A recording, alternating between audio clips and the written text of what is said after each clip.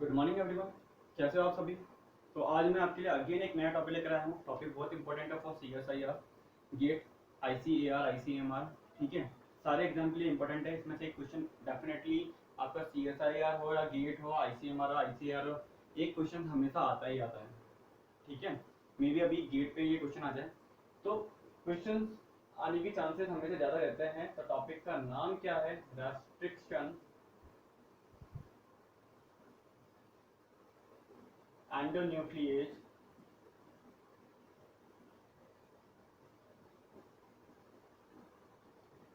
डाइविशन, या मैं बोल सकता हूँ आरी डाइविशन। या टॉपिक का नाम क्या बोल सकता हूँ? आरी आरी डाइविशन।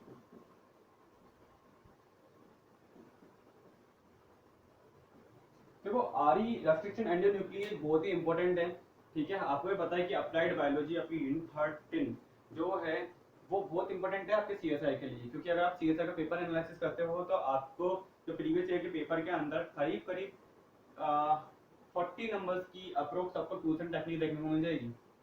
समझ में आ रहा है? अगर किसी बच्चे की टूल्स एंड टेक्निक बहुत ही अच्छी है, थोड़ा स्ट्रॉन्ग है, आप इजी उस क्वेश्चन को पुटअप कर सकते हो। अदरवाइज वो क्वेश्चन आप हाथ भी नहीं लगा पाओगे, मीन आप उसको देख भी नहीं पाओगे कि उस क्वेश्चन में आपसे पूछा क्या है। ठीक है, तो हम क्या करेंगे, उन 40 नंबर को टोटली गेन कर ले कि हाँ उन 40 में से अप्रोक्स, चलो ठीक है एक आध क्वेश्चन आप लोग स्किप कर दो, बट अपने यहाँ 30 नंबर करीब तो आने चाहिए। ठीक है, उस नंबर की तैयारी करने के लिए हमें क्या करना है, एक तरह से थोड़ा बहुत लेक्चर लेने पड़ेंगे। तो आओ हम देख लेते क्या है ये आरी डाइविशन। अगर हम देखें, देखो हमारे पास क्या होता है, कुछ आरी होती है जैसे टाइप फर्स्ट आरी, ठीक है, टाइप सेकंड आरी या टाइप थर्ड आरी, तीन टाइप की आरी है। तो आप लोग क्या मुझे बता सकते हो कि इन तीन टाइप की आरियों में से कौन सी आरी है जो बहुत ही इंपॉर्टेंट है? टाइप फर्स्ट आरी आप यूज में लेते हो, ठीक है, restriction endonuclease. Type second restriction endonuclease या type third restriction endonuclease, आप कौन सी रेस्ट्रिक्शन अंडर न्यूक्लियस को आप यूज में ले रहे हो? देखो क्या होता है कि अगर हम टाइप फर्स्ट से बात करें ना, टाइप फर्स्ट से, तो type first restriction under nucleus कह रहा है कि मैं आपका कट तो कर दूंगा, बट मैं रैंडम कट करूंगा, मैं रैंडमली कट करके जा रहा हूँ, रैंडमली कट करूंगा, स्पेसिफिक जगह कट नहीं करूंगा। मैं आपके टारगेट साइट है ना, आपके टारगेट साइट से अप्रोक्स 1000 न्यूक्लियोटाइड अपस्ट्रीम और डाउनस्ट्रीम कहीं भी कट कर सकता हूँ, अपस्ट्रीम एंड डाउनस्ट्रीम, डाउनस्ट्रीम कहीं भी कट कर सकता हूँ। मैंने कहा भाई जहाँ कट करवाना है, जैसे कि अगर मेरे पास GAATTC की साइट है, इको R1 की साइट है, बाम H1 की साइट है, ठीक है, तो वहाँ पर्टिकुलर जगह पे कट करवाना। इसने बोला नहीं, मैं पर्टिकुलर जगह पे कट नहीं कराऊंगा, और मुझे कट करने के लिए मुझे Mg2+ भी दे दो और मुझे ATP भी चाहिए। मतलब इनके तो भाव भी बहुत बड़े हुए हैं, इनको सामान भी पूरा चाहिए, ATP भी चाहिए, Mg2+ भी चाहिए, और बोले स्पेसिफिक जगह पे कट करके नहीं जाऊंगा। ठीक है, टाइप थर्ड आरी को मैंने बोला, टाइप थर्ड आरी बोलती है कि मैं स्पेसिफिक जगह कट करके जाऊंगी, स्पेसिफिक कट लगाऊंगी, ठीक है, टारगेट सीक्वेंस के ऊपर। आपकी जो टारगेट साइट है उसको सही से रिकॉग्नाइज करूंगी और टारगेट सीक्वेंस पे ही मैं कट करके जाऊंगी। बट मुझे बदले में क्या चाहिए, बस आप मुझे ATP दे देना और मुझे Mg2+ दे देना। मैंने कहा कितना अच्छा बच्चा है ये, मतलब ये टारगेट पे भी लेकर जा रहा है, टारगेट को रिकॉग्नाइज भी कर रहा है, उसको कट भी कर रहा है, बदले में हमसे क्या ले रहा है, हमसे बस ATP और Mg2+ तो ले रहा है। पर इनसे भी अच्छा कौन आया, इनसे भी अच्छा आया आपका टाइप सेकंड आरी। टाइप सेकंड आरी बोल रही है कि मैं स्पेसिफिक जगह पे कट करूंगी, मतलब ये कट भी एकदम स्पेसिफिक जगह कर रही है, एंड कह रही है बदले में ATP क्यों दे रहे हो, आप क्यों खर्च कर रहे हो ATP, एनर्जी खर्च करने की जरूरत ही नहीं है, आप Mg2+ दे देना, बस आप Mg2+ दे दो, मैं काम कर जाऊंगी, बस इतना से चाहिए मुझे। तो आप बताओ इन तीनों में से कौन सी आरी बेस्ट है?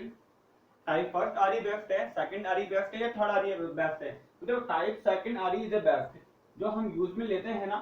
तो हम यूज में कौन सी आरी यूज में ले रहे हैं, हम टाइप सेकंड आरी यूज में लेते हैं। एक पर्टिकुलर स्पेसिफिक जगह पे कट करती है, और ये क्या करती है, बदले में क्या ले रही है, Mg2+ ही। और हमें भी पता है कि हमें कोई भी पर्टिकुलर रिएक्शन करवानी है, चाहे लाइगेज एंजाइम है, पॉलीमराइज रिएक्शन होती है, कोई सी भी रिएक्शन करते हैं, मोस्टली हम डाइवेलेंट आयन हम यूज में लेते ही हैं, Mg2+ तो हम यूज में लेते ही हैं। ठीक है। एटीपी की जहां भी रिएक्शन होगी ना एटीपी की, वहां पे Mg2+ यूज में लेते ही है। क्यों लेते हैं ये भी मैं आपको बताऊंगा, शायद मैं आपको ऑलरेडी प्रीवियस लेक्चर में बता चुका हूँ कि एटीपी को स्टेबिलिटी प्रोवाइड करवाना होता है, क्योंकि एटीपी के ऊपर भी -4 चार्ज है, नेगेटिव चार्ज है।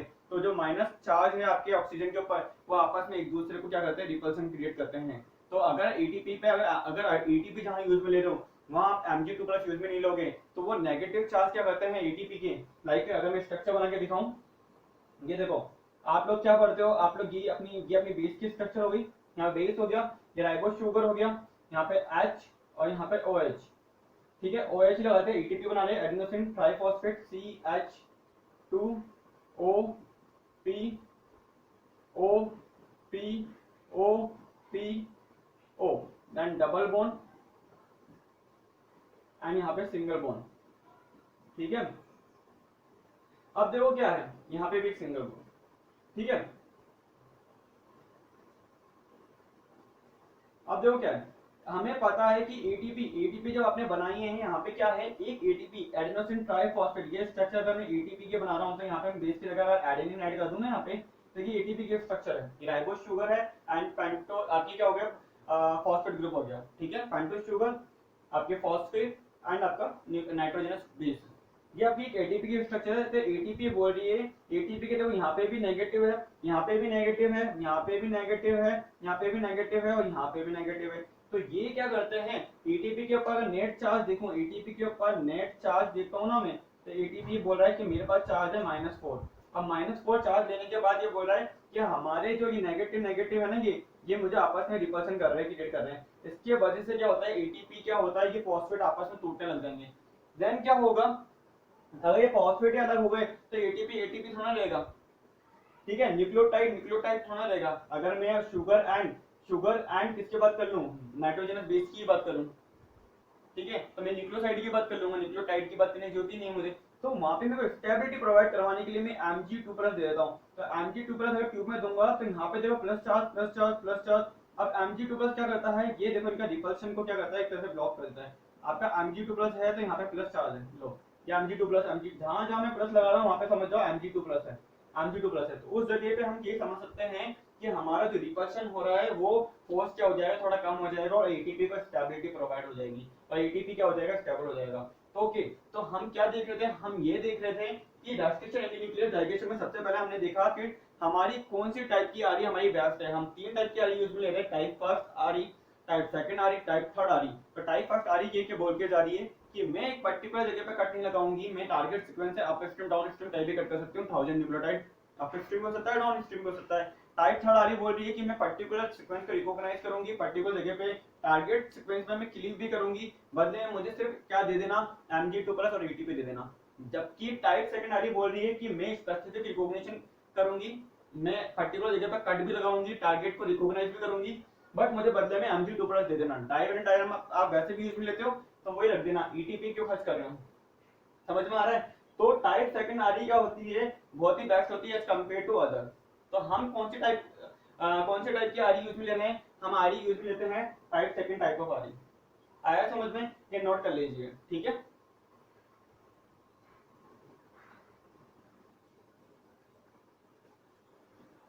अब देखो अपन क्या देखते हैं बच्चों, अब मैं क्या कर रहा हूं, देखो मैं क्या कर रहा हूं, ये देखो 2 डीएनए बना रहा हूं, सेम डीएनए है, ठीक है। ये मैंने दोनों डीएनए बनाए हैं, ये देखो ये एक डीएनए और है, ठीक है। या मैं बोल सकता हूँ ये पर्सन 1 है, ये पर्सन 1 है और ये पर्सन 2 है। लाइक ये मैं हूं और ये आप लोग हो, ठीक है, डन है। देखो यहाँ पे एक पर्टिकुलर साइट है किसकी, GATC की, किसकी साइट है, GATC की। यहाँ पर भी एक साइट है GATC, यहाँ पर भी एक साइट है GATC, एज वेल एज यहाँ पर भी साइट होगी GATC, यहाँ पर भी साइट है GATC, ठीक है। मतलब आपको पता है कॉम्प्लीमेंट्री पेयरिंग तो करेंगे ना। अब सेम टू सेम यहाँ पर भी देखो, यहाँ पे भी साइट है GATC, यहाँ पे साइट है क्या, GAAC, और यहाँ पे सीक्वेंस क्या है, यहाँ पे भी साइट है GAAC, सी। अब यहाँ पे देखो इसकी कॉम्प्लीमेंट यहाँ पर होगी GATC, यहाँ पे क्या होगा GTTC, यहाँ पे क्या होगा GATC। मैं पहले बोल रहा हूँ, देखो हमें क्या करना है, हमने 2% लिए, एक पर्सन आप अपने आप को मान लो, एक मुझे मान के चल लो, ठीक है, GATC। अब यहाँ पे देखो एक पर्सन तो क्या है, ये मैं हो गया, एक आप लोग हो गए, पर्सन 1 एंड पर्सन 2 की बात चल रही है, यहाँ पे पर्सन 1 एंड पर्सन 2 की बात चल रही है। डन है यहाँ पे। अब देखो क्या हो रहा है यहाँ पे, अब देखो यहाँ पे क्या होता है कि अगर मैं रेस्ट्रिक्शन एंड न्यूक्लियस यूज में लेता हूँ, अगर मैं आरई यूज में लेता हूँ, तो क्या यहाँ पे कट करेगा, यहाँ कट करेगा, डेफिनेटली कट करेगा, यहाँ करेगा और यहाँ करेगा, यहाँ कट करेगा, डेफिनेटली कट करेगा, यहाँ पे भी करेगा, यहाँ पे भी करेगा, क्या यहाँ कट करेगा, डेफिनेटली यहाँ पे भी कट करेगा।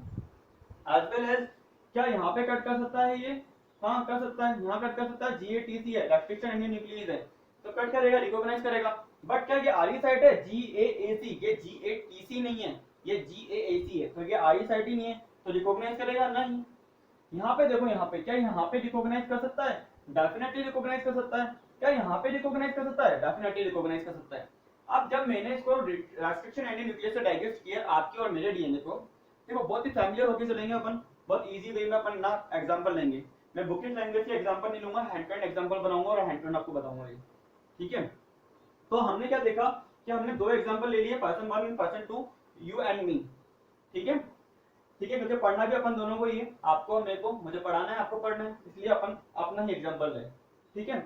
अब देखो जब ये कट लगेगा, जब ये कट कर रहे हैं, तो क्या ये ऐसे कट करेगा, यहाँ से लेकर के यहाँ से लेकर के, ये देखो ये देखो ये कट लगेगा, यहाँ पे यहाँ से कट करेगा तो यहाँ पे कट लगेगा, यहाँ से कट करेगा तो यहाँ कट लगेगा, एज वेल एज यहाँ पे देखो यहाँ पे भी ऐसे कट लगेगा। आपको पता है ना स्टिकी एंड क्रिएट करते हैं, आरई स्टिकी एंड क्रिएट कर सकते हैं, ठीक है, कुछ आरई रेस्ट्रिक्शन एंड न्यूक्लियस, कुछ रेस्ट्रिक्शन एंड न्यूक्लियस आपके स्टिकी एंड प्रोड्यूस करते हैं, कुछ ब्लंट एंड यूज करते हैं, प्रोड्यूस करते हैं, ठीक है। अब देखो जब कट लगा तो देखो यहाँ पे कितने न्यूक्लियोटाइड है, 1 2 3 4। अगर मैं एक रैंडम एग्जांपल लूं, यहाँ पे एक डीएनए मिला 4 न्यूक्लियोटाइड, ऐसे तो बहुत सारे हैं पर अपने पास कितने न्यूक्लियोटाइड हमको दिख रहे हैं, 4, 1 2 3 4। अब इस बीच वाले में देखो कितने हैं, 1 2 3 4 5 6 7 8। अब यहाँ पे वाले में कितने हैं, यहाँ पे 8 है। ये एक और फ्रेगमेंट मिला मेरे को, 1 2 3 4 5 6 7 8, यहाँ पे भी 8 है। इसमें देखो कितने हैं, इसमें भी 4 है। डन है। अब देखो इसमें जब मैं क्या लगा रहा हूँ, इसके अंदर भी मैं कट लगा के जा रहा हूँ, तो देखो कट कितना क्या लग रहा है, तो 1 2 3 4, एक 4 न्यूक्लियोटाइड का मेरे को फ्रेगमेंट मिल सकता है।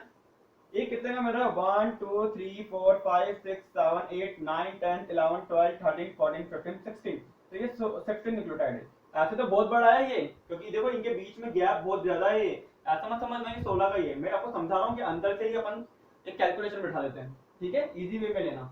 ये कितने का हो जाएगा, ये 4 का हो जाएगा। ऐसा मत समझना कि सर ये GATC और ये बीच में भी तो जगह है, यहाँ पे भी तो कोई न्यूक्लियोटाइड होंगे, डेफिनेटली न्यूक्लियोटाइड है, बहुत सारे न्यूक्लियोटाइड है, 100 नहीं है, 200 नहीं है, 300 भी हो सकते हैं, ठीक है।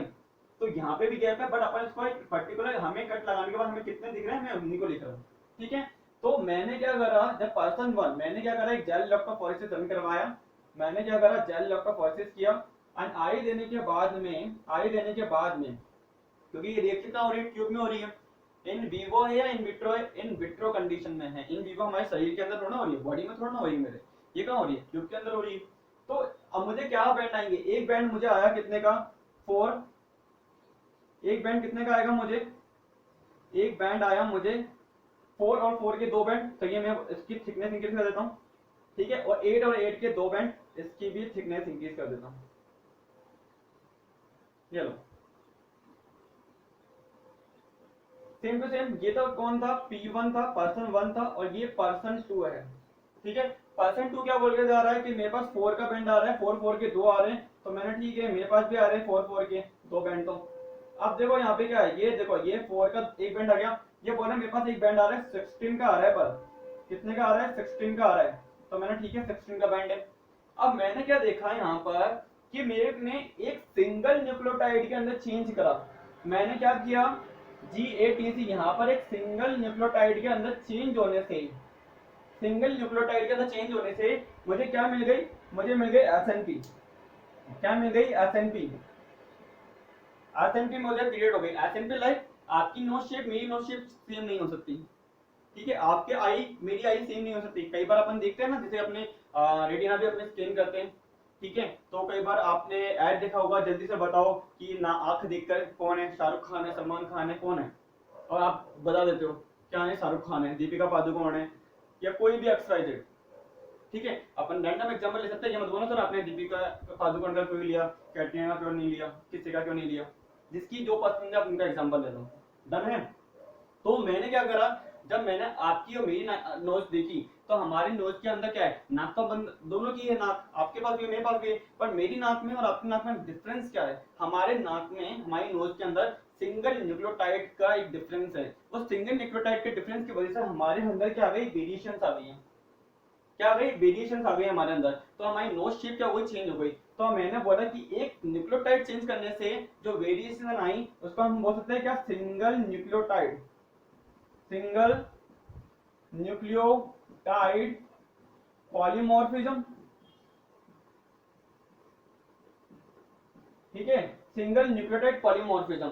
और देखो इसमें अपन ने क्या करा, सिंगल न्यूक्लियोटाइड पॉलीमॉर्फिज्म होने की वजह से, सिंगल न्यूक्लियोटाइड के चेंज होने की वजह से, जब मैंने आपका रेस्ट्रिक्शन एंडोन्यूक्लियस की मैपिंग करी, रेस्ट्रिक्शन एंडोन्यूक्लियस से मैंने आपका डीएनए मेरा डीएनए कट किया, तो मैंने क्या देखा कि मेरे को जो रेस्ट्रिक्शन एंडोन्यूक्लियस से जो मुझे रेस्ट्रिक्शन एंडोन्यूक्लियस से कट करने के बाद मुझे क्या मिल रहे हैं, जो फ्रैगमेंट मिलते हैं रेस्ट्रिक्शन एंडोन्यूक्लियस से आरई से कट करने के बाद, यहाँ लिख देता हूँ RE1, यहाँ पे भी लिख देता हूँ RE1, यहाँ पे भी लिख देता हूँ RE1, restriction endonuclease 1, restriction endonuclease same RE से कट कर रहा हूँ, सेम RE से कट कर रहा हूँ, कोई डिफरेंट RE भी नहीं है। ठीक है, तो मैंने देखा कि रेस्ट्रिक्शन एंडोन्यूक्लियस से कट करने के बाद जो मुझे फ्रैगमेंट मिलते हैं, उनकी लेंथ के अंदर, उनकी लेंथ के अंदर मुझे क्या मिला, पॉलीमॉर्फिज्म मिला, उनमें क्या मिला मुझे, पॉलीमॉर्फिज्म मिला। मतलब मैं क्या बोल सकता हूँ, क्या मैंने ये प्लॉट क्या बनाया है, मैंने ये RFLP प्लॉट कर दिया है।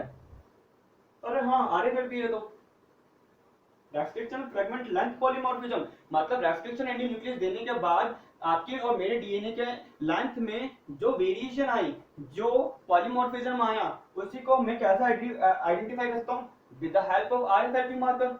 ये क्या है, ये मार्कर है, ये क्या है, मार्कर है। कौन से टाइप का मार्कर है, ये कोडोमिनेंट मार्कर है।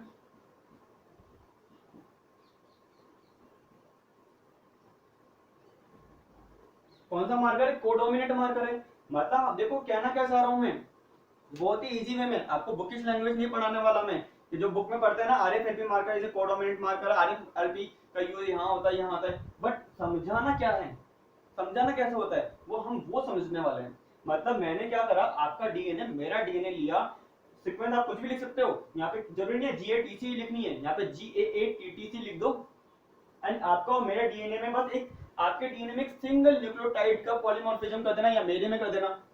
और पॉलीमॉर्फिज्म करने के बाद जब आप रेस्ट्रिक्शन एंडोन्यूक्लियस से कट करने जाओगे, या आप देखोगे यहाँ पर कि आपके और मेरे डीएनए के जो फ्रैगमेंट आ रहे हैं, उनके अंदर एक सिंगल न्यूक्लियोटाइड चेंज होने की वजह से ही क्या हो गया, वेरिएशन आ गया। जब मैंने उसको क्या करा, रेस्ट्रिक्शन एंडोन्यूक्लियस से कट करने के बाद जो मुझे फ्रैगमेंट मिले, और मैंने उनका क्या करा, जब मैंने उसका जेल इलेक्ट्रोफोरेसिस कराया, जब मैंने उसका क्या करवा दिया, जेल इलेक्ट्रोफोरेसिस करवाया, जेल इलेक्ट्रोफोरेसिस कराया, तो जेल इलेक्ट्रोफोरेसिस करवाने के बाद मुझे हमारे, आपके और मेरे डीएनए की लेंथ में जो फ्रैगमेंट जो बन रहे हैं, उनकी लेंथ में मुझे वेरिएशन देखने को मिला। तो मैंने इस प्लॉट को बोल दिया कि रेस्ट्रिक्शन फ्रैगमेंट इनकी लेंथ में पॉलीमॉर्फिज्म, तो RFLP बोल दिया। और एक न्यूक्लियोटाइड के अंदर चेंज करने से जो पॉलीमॉर्फिज्म आया आप में और मेरे में, हमारी नाक के अंदर, हमारी आंखों के अंदर, ठीक है, उसको मैंने बोल दिया single nucleotide polymorphism, SNP, both are molecular marker. समझ में आ रहा है, ये क्या है, मॉलिक्यूलर मार्कर है, जैसे SSR, simple sequence repeat, mini satellite, ये क्या है आपकी कोडोमिनेंट मार्कर है, AFLP, RAPD, that is dominant marker. ठीक है, इतना ही नहीं पढ़ना, अभी मैं आपको आई डाइजेशन पढ़ा रहा हूँ, इनको भी मैं एक मार्कर की एक पर्टिकुलर क्लास बनाऊंगा, देन आपको और अच्छी तरह पढ़ाऊंगा इसको, क्योंकि इन मार्कर के ऊपर ही सीधा 4 नंबर के क्वेश्चन दे देता है। अब बताओ है क्या, ही एकदम इजी सा टॉपिक है, अब इसके ऊपर 4 नंबर का क्वेश्चन आ रहा है और आप समझ नहीं पा रहे हो क्या रहा है। क्योंकि आपके और मेरे डीएनए में डिफरेंस है, पर आपके पास जो डीएनए आया है आपके पापा से आया है, आपकी मम्मी से आया है, तो उनमें तो सिमिलरिटी मिलेगी ना, डेफिनेटली। आपके पास जो डीएनए आया है, मेरे पास जो डीएनए आया है वो मेरे मम्मी पापा से आया है, आपके पास जो डीएनए आया है वो आपके पापा मम्मी से आया है। अगर इनकेस कोई केस कर दे ये तो मेरा बच्चा है, नहीं ये मेरा बच्चा है, तो कैसे आइडिया लगा सकते हैं? आरएफएलपी प्लॉट करवा लो, कहाँ सिमिलरिटी देखने को मिलेगी? सीएसआई यही तो क्वेश्चन पूछता है। सीएसआई क्वेश्चन क्या पूछता है? जहां सिमिलरिटी मिले पता चल जाएगा क्या इसका बच्चा है, ये तो झूठ बोल रहा है। विक्टिम कौन है, सस्पेक्ट कौन है, 2 मिनट में आइडिया लगा सकता हूँ। अपन आरएफएलपी प्लॉट कर लेते हैं, देख लेते हैं बैंड सिमिलरिटी कहाँ देखने को मिल रही है ज्यादा। क्योंकि डीएनए या तो मम्मी से मिलेगा, कोडोमिनेंट मार्कर है, कोडोमिनेंट का मतलब है मम्मी से भी मिलेंगे पापा से भी मिलेंगे, डोमिनेंट मार्कर का मतलब है या तो पापा से मिलेंगे या मम्मी से मिलेंगे, एक से ही मिलेंगे, दोनों से नहीं मिलेंगे। समझ में आ रहा है? कोडोमिनेंट मतलब जैसे कैपिटल टीटी स्मॉल टीटी, तो मेरे को दोनों के लक्षण करेक्टर देखने को मिल सकते हैं। या अगर मुझे एक कैपिटल टीटी से ही मेरा बैंड मैच हो रहा है या स्मॉल टीटी से ही मेरा बैंड मैच हो रहा है, तो मैं समझ जाऊंगा डोमिनेंट मार्कर है ये। तो यहाँ पे क्वेश्चन सीएसआई ये पूछ रहा है 4-4 नंबर के क्वेश्चन, एकदम बच्चों लेवल वाले क्वेश्चन है। इतना ही नहीं, एक तो इम्पोर्टेंट ये हो गया आपके सीएसआईआर के लिए, ये एक छोटा सा बोर्ड भरा है, ये सीएसआईआर के लिए, डीबीटी के लिए, गेट के लिए, आईसीएआर एंड आईसीएमआर, और खासकर अगर देखा जाए तो इन तीनों के लिए, ठीक है, और एक एब्स्ट्रैक्ट के लिए भी ये एक टॉपिक हमेशा पूछा ही जाता है। ठीक है, समझ में आ गया? इसके मल्टीपल क्वेश्चन, इसके मल्टीपल एग्जांपल मैं आपको करके दिखाऊंगा। अभी के लिए एक काम करो, इसको नोट कर लो बच्चों, ठीक है।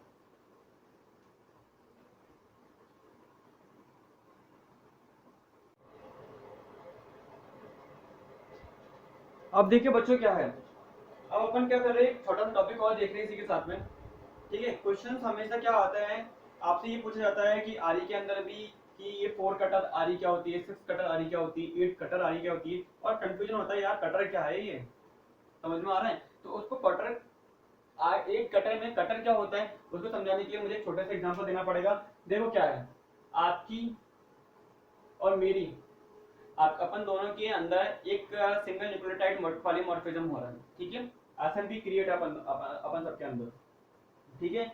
अब ये जल्दी से बता दो कि एक प्रेग्नेंट लेडी है, ये प्रेग्नेंट लेडी है, ठीक है, प्रेग्नेंट लेडी है, इससे बॉय होने के चांस और गर्ल होने के चांस कितने होंगे बच्चों? बॉय होने के चांस कितने होंगे? 1/2, गर्ल्स होने के चांस कितने होंगे? 1/2। ये बहुत इजी बात है, आप भी जानते हो मैं भी जानता हूँ। एज वेल एज वापिस से ये प्रेग्नेंट लेडी है, मैंने बोला बॉय होने के चांस, गर्ल्स होने के चांस और इंटरमीडिएट होने के चांस बताओ, प्रोबेबिलिटी निकालनी है आप लोगों को। आपने बोला था ये तो बहुत ही इजी बात कर रहे हो, ये 1/3 हो सकता है, ठीक है। अगेन मैंने बोला कि प्रेग्नेंट लेडी है, ठीक है, बॉय करवा दो, गर्ल करवा दो, इंटरमीडिएट करवा दो, ये अपन बोल सकते हैं शक्तिमान, लो सुपर हीरो। क्या चांसेस के होने के? अब वापस से 1/4, 1/4, 1/4, 1/4। आगे मैं और एग्जांपल दे सकता हूँ, अच्छा नहीं लगेगा, ठीक है। अपन को क्या देखना है, प्रोबेबिलिटी देखनी है कि एक प्रेग्नेंट लेडी से बॉय होने के चांस एंड गर्ल होने के चांस क्या है, 1/2 एंड 1/2। एज वेल एज अगर एक इंटरमीडिएट की अगर आपको दे दी जाए कि एक प्रेग्नेंट लेडी है उसमें से बताओ कि बॉय भी होगा गर्ल भी होगी इंटरमीडिएट भी है, तो बताओ चांसेस क्या है, अब बोलेंगे 1/3, 3 में से एक हो सकता है, 3 पर्सन है इनमें से एक कोई भी हो सकता है, ठीक है। जरूरी थोड़ा ना कि हाँ पहले बॉय होगा पहले गर्ल ही होगी या पहले इंटरमीडिएट होगा, 3 में से 1/3 चांसेस है, कोई भी हो सकता है। ऐसे ही अगर कुछ भी और एग्जांपल ले लें तो हम बोलते हैं 1/4, ठीक है, एकदम रैंडम, आप जेनेटिक नहीं पढ़ते हो, प्रोबेबिलिटी यहाँ पे मैं थोड़ा बहुत बता रहा हूँ। एज वेल एज आपको पता है कि एक पर्टिकुलर डीएनए के अंदर, हमारे नाइट्रोजनस बेस होते हैं, तो यहाँ पे जैसे एडेनिन है, थाइमिन है, ग्वानिन है, साइटोसिन है। तो हमें पता है जब नाइट्रोजनस बेस होते हैं, नाइट्रोजनस बेस जो है हमारे, उनको हमने डिवाइड करा है adenine and guanine and thymine and cytosine, DNA की बात कर रहे हैं ना। तो ये तो हमारे हो गए प्यूरिन, ये क्या हो गए हमारे प्यूरिन, एंड ये हो गए हमारे पायरिमिडिन, ये क्या हो गया हमारे पायरिमिडिन, और प्यूरिन को हम आर से भी इंडिकेट करते हैं। अगर आर आ रहा है तो दैट मीन कि ए और जी में से कोई सा भी एक हो सकता है। और पायरिमिडिन को हम वाई से इंडिकेट करते हैं। तो आर इंडिकेट फॉर कि थायमिन या साइटोसिन में से कोई भी हो सकता है। तो मैंने बोला कि ये ATGC है एक पर्टिकुलर डीएनए में। इस ATGC का चांस क्या है कि आगे भी इस डीएनए के अंदर ये ATGC मिल जाए। तो मैंने कहा चांस क्या है ATGC का, ए आने के चांस कितने हैं 1/4, क्योंकि 4 में से एक ही आएगा, ठीक है। एंड आपके थाइमिन आने के चांस भी 1/4, ग्वानिन आने के चांस 1/4, साइटोसिन आने के चांस भी 1/4। तो मैंने क्या करा, इनकी प्रोबेबिलिटी जब निकाली मैंने, तो मैंने क्या देखा कि ये सीक्वेंस मुझे आगे ATGC सीक्वेंस ही सेम टू सेम सीक्वेंस मुझे आगे कितने न्यूक्लियोटाइड के बाद मिल सकती है। तो मैंने बोला ये मिल सकती है 256 न्यूक्लियोटाइड के बाद, मतलब 256 न्यूक्लियोटाइड के बाद वापस से ये सीक्वेंस आ सकती है। हाँ, एज वेल एज मैंने बोला कि ये एक पूरा डीएनए है, ये एक पूरा डीएनए है। ये देखो ये डीएनए बनाया मैंने, इसमें मैंने बोला यहाँ पे एक GATC है, यहाँ पे एक GATC साइट है, यहाँ पर भी एक GATC साइट है, यहाँ पर भी GATC है, यहाँ पर भी GATC है। तो मैंने बोला नंबर ऑफ न्यूक्लियोटाइड कितने, इसमें 4। कितने नंबर ऑफ न्यूक्लियोटाइड है GATC, कितने न्यूक्लियोटाइड है 4। कितने को रिकॉग्नाइज करेगी RE 4 न्यूक्लियोटाइड को। तो RE कितना टाइप की हो गई, कौन सा टाइप की हो गई, 4 कटर हो गई। 4 को कट करेगी ना, 4 न्यूक्लियोटाइड को रिकॉग्नाइज कर रही है, 4 न्यूक्लियोटाइड के अंदर कट लगा रही है। इसलिए मैं बोलूंगा जो मैं RE यूज में लूंगा वो RE हो जाएगी मेरी 4 कटर। समझ में आ रहा है क्या बोल रहा हूँ, 4 कटर क्यों, क्योंकि 4 न्यूक्लियोटाइड को रिकॉग्नाइज कर रही है। तो मैंने कहा जी आने के चांस, भैया जी आने के चांस, इसने कहा 1/4 है। मैंने कहा ए आने के चांस 1/4 है, टी आने के चांस 1/4 है, सी आने के चांस 1/4 है। तो वापस से मैंने देखा 1/256, मतलब कि ये GATC जो एक बार आ रहा है, ये फर्दर GATC अगर आने के चांसेस क्या होगा, आफ्टर 256 बेस पेयर के बाद में, आफ्टर यहां से लेकर के यहां तक की जो डिस्टेंस होगी अप्रोक्स 256 बेस पेयर की प्रोबेबिलिटी निकाल चुके हैं। आफ्टर 256 बेस पेयर के बाद में मेरे को एक GATC मिल जाएगा। इस GATC से ये GATC आने के चांस कितने होंगे, after 256 base pair, approx 256 base pair के बाद में मेरे को ये GATC मिल सकता है। तो 256 क्या फिक्स है, नहीं 200 से 300 के बीच में फिक्स है कि 200 हो सकते हैं, 201 हो सकता है, 202 हो सकते हैं, 203 हो सकते हैं, या 300 हो सकते हैं, 299 हो सकते हैं, 298 हो सकते हैं, 300 हो सकते हैं। तो इस 300 के बीच में, और 300 एंड 200 के बीच में ये कहीं भी आ सकता है। फर्दर इस GATC से मैंने पूछा कि आगे आपके आने के चांस कितने हैं, आगे आप वापस रिपीटेशन करोगे कितने चांस है। इसने कहा सर मेरे आगे आने के चांसेस मेरे कितने हैं, मेरे 256 बेस पेयर के बाद में आगे रिपीट हो सकता हूँ। ठीक है, अब आपका गाइड आया, गाइड ने बोला कि भाई 1 KB का डीएनए दे रहा हूं आपको, 4 कटा आई से कट कर देना, बताओ कितने फ्रेगमेंट आए। CSI क्वेश्चन, या मैं बोल सकता हूं गेट MCQ।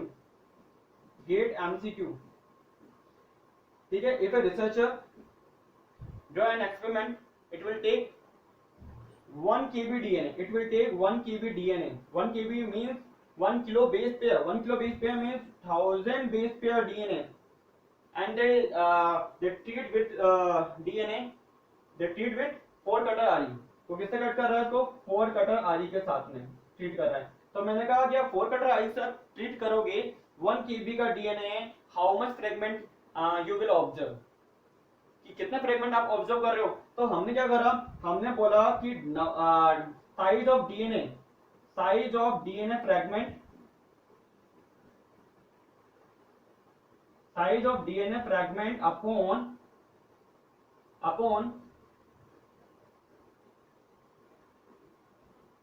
RE। ठीक है, size of fragment is equal to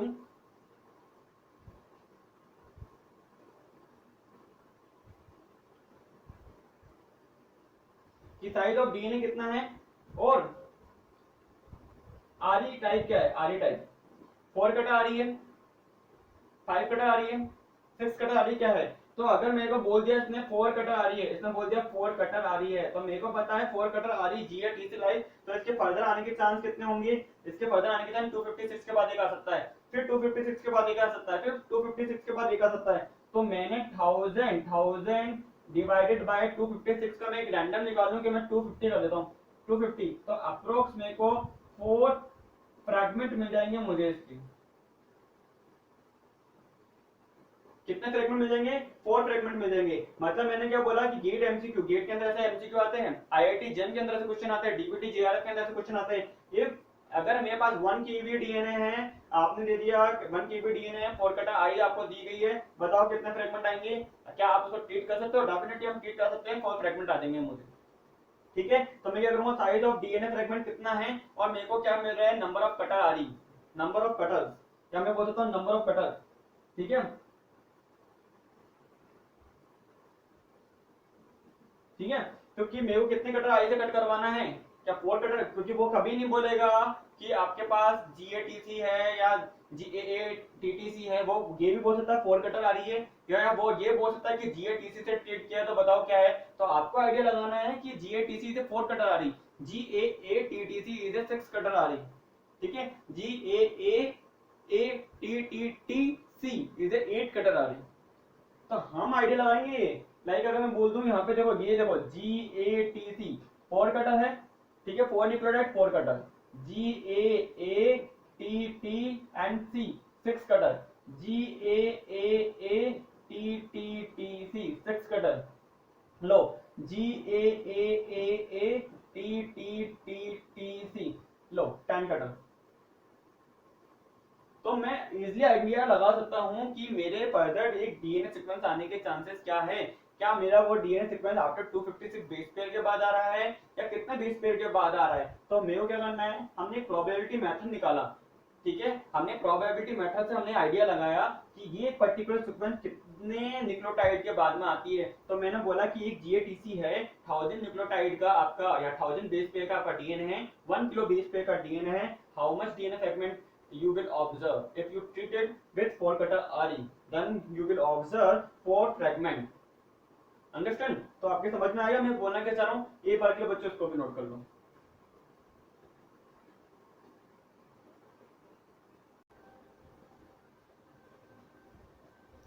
अब देखो बच्चों और क्या है, अगर मैं वापस से क्या एक और प्रोबेबिलिटी निकालता हूँ। अगर मुझे क्वेश्चन दे दिया जाए कि आपका रिसर्चर एक एक्सपेरिमेंट ड्रॉ कर रहा है, आपका एक गाइड ने आपको बोला कि बच्चों कि आपके पास क्या है, GAATTC है, GAATTC की साइट है आपके डीएनए के ऊपर, क्या है GAATTC की साइट है, ये लो GAATTC GAATTC। तो उन्होंने बोला कि आप बताओ कि, और आपके पास अगर क्या है 2 KB का डीएनए है, 2 KB का डीएनए है, तो वो बोल रहे हैं कि जल्दी से बता दो कितने फ्रेगमेंट आ सकते हैं। क्या मैं वो बोल रहे हैं कि चलो ठीक है आपके पास 1 KB का डीएनए है तो कितने आ सकते हैं, 1 KB का डीएनए तो बताओ कितने आपके फ्रेगमेंट आ सकते हैं। तो हम देख लेते हैं कि 1 KB में कितना आ सकते हैं, 2 KB में कितना आ सकते हैं, 3 KB में कितना आ सकते हैं, या 4 KB में कितना आ सकते हैं, या 5 KB में कितना आ सकते हैं, 10 KB में कितना आ सकते हैं। ऑप्शन कुछ भी आ सकता है ना आपके पास, कितने आपका डीएनए फ्रैगमेंट के साइज है 5 KB, 1 KB, 2 KB, 3 KB, कितने मिल सकते हैं। तो देखो आपको पता है कि G आने के चांस 1/4 है, A आने के चांस 1/4 है, A आने के चांस 1/4 है, T आने के चांस 1/4 है, T आने के चांस 1/4 है एंड C आने के चांस 1/4 है। तो हमने पता है कि अगर मैं इसको कैलकुलेट करूंगा 4 चौक 16, 16 चौक 64, 128, 256 एंड ये आ जाएगा 1/4096।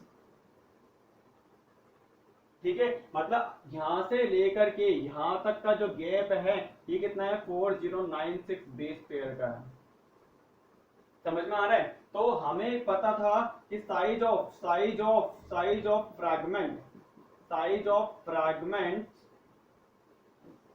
Fragment is equal to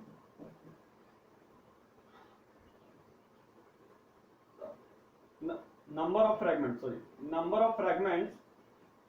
is equal to size of DNA upon 4 की पावर n बोल सकता हूँ। ये कटर आ रही, आप बोल रहे हो ना, जैसे अपन बोलते हैं रेस्ट्रिक्शन न्यूक्लियस किस टाइप की है, क्या आरी कटर कितने टाइप के हैं, तो मैं 4 की पावर n लिख देता हूँ। 4 की पावर n क्यों, क्योंकि मुझे पता है कि ATGC तो ये 4 ही न्यूक्लियोटाइड है, तो एक 4 न्यूक्लियोटाइड है। ठीक है, अब n इंडिकेट करेगा कितनी कटर आ रही है, n इंडिकेट फॉर RE। ठीक है, RE पे डिपेंड करता है कि कितनी कटर आ रही है। अब नाउ क्या हमें पता है कि साइज ऑफ डीएनए अगर 1 केबी बोला है, 1000 और यहाँ पे हमें पता है कि 4 की पावर 6 करनी है क्योंकि 6 कटर आ रही है, तो हमें पता है कि 1000 मल्टीप्लाई बाय 4096, तो हम हमारे गाइड को बोलेंगे सर इसके आने के चांसेस बहुत ही ना के बराबर है। मे बी इसके अंदर यहाँ पर GA8TTC मिल जाए, मे बी यहाँ पर GA8TTC मिल जाए, बट गारंटी है एक से ज्यादा नहीं मिलेगी।